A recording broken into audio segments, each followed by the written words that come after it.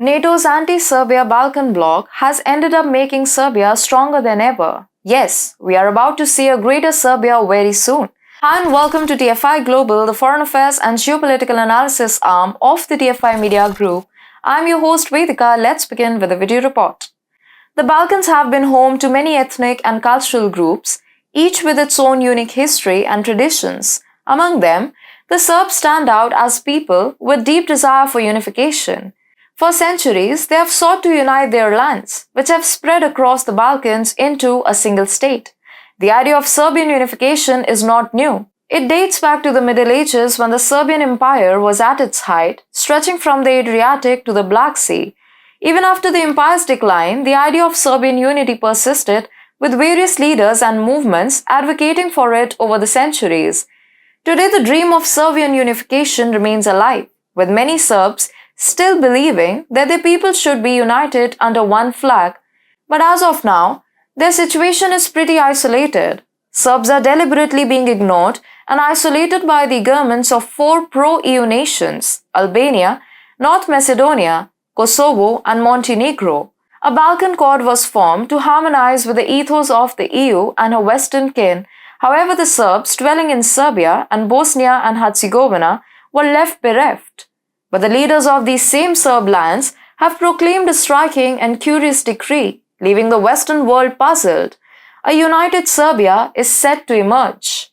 According to a media report by Euractiv, during a commemoration of a World War II concentration camp in Bosnia, Milorad Dodik, the president of the Serbian tripartite in Bosnia-Herzegovina, called for the merger of the Serb half of Bosnia with Serbia, further escalating his separatist and anti-Western rhetoric. Dodik emphasized that Republika Srpska cannot survive in Bosnia-Herzegovina as it threatens their freedoms and stifles their growth. He stated that they must take ownership of the idea to proclaim Republika Srpska as a country and unite with Serbia. Serbian President Aleksandar Vučić, who was also present at the event, made no mention of Dodik's speech but eventually ended up extending his support for the cause. Vučić called for Serbs to unite and not be divided into Bosnian or Croatian Serbs. The Bosnian and Croat members of Bosnia's tripartite presidency reacted with anger, warning that Dodik's comments should not be ignored by the international community. They criticized Dodik for openly identifying his goal of seceding from Bosnia-Herzegovina and reunifying with Serbia. Now, this is no hidden fact.